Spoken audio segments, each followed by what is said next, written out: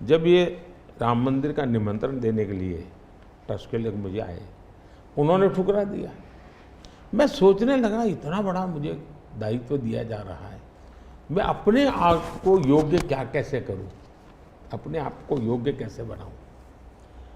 तो मैंने कुछ लोगों की एडवाइस ली, कुछ संतों की, कुछ जानकार लोगों की, मेरी स्पिरिचुअल लाइफ से जुड़े हुए कुछ लोगों को मैंने पूछा कि भाई मैं इसको एक प्रधानमंत्री के रूप में इस कार्यक्रम को नहीं लेता हूँ, एक राम भक्त के रूप में करना चाहता हूँ, मुझे क्या करें। उसमें से मुझे सुझाव आया, तो सुझाव तो बहुत, लेकिन मैंने फिर कुछ अध्ययन भी किया और मैंने मनोमन तय किया कि मैं 11 दिन का अनुष्ठान करूँगा। और मैं ज़मीन पे सोता था, नारियल के पानी पर रहता था और तय किया मैं कि प्रभु राम जहाँ जहाँ गए थे उसमें जहाँ भी मैं जा सकता हूँ जाने का प्रयास करूँगा। और वहाँ मैं अपना, जब मैं श्रीरंगम मंदिर में गया, दक्षिण भारत में, हाँ, दक्षिण भारत में, और कंब रामायण का मैंने पाठ किया वहाँ, तब मुझे वहाँ के लोगों ने बताया कि साहब 800 साल पहले जब कंब रामायण की रचना हुई तो पहला पाठ इसी जगह पे हुआ। और मैं देख रहा सबके आंख में आंसू थे।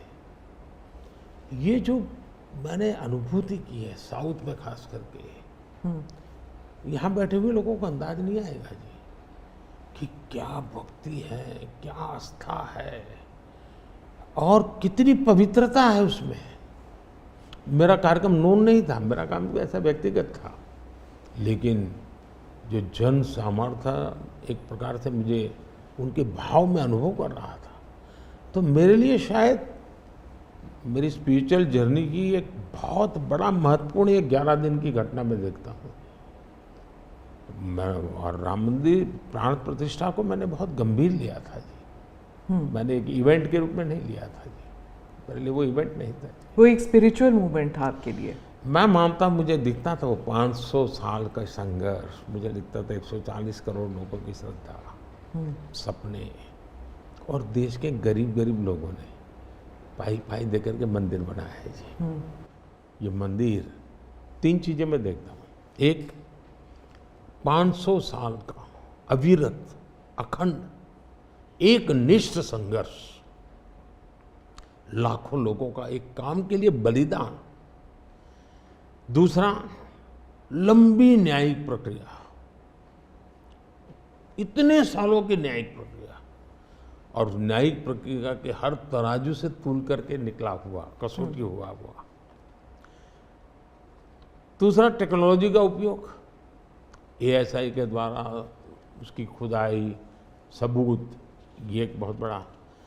और चौथा, हिंदुस्तान के कोटि कोटि लोगों ने 1-1, 2-2, 5-5 रुपया जो भी दे सकते हैं दे करके ये मंदिर बनाया है। ये मंदिर सरकारी खजाने से नहीं बना है। ये ऐसे पहलू हैं कि जो भारत के स्वाभिमान को, भारत के सामर्थ्य को, भारत के सपनों को, भारत के संकल्प को और भारत के आने वाली पीढ़ी को बहुत बड़ी प्रेरणा देने वाले हैं।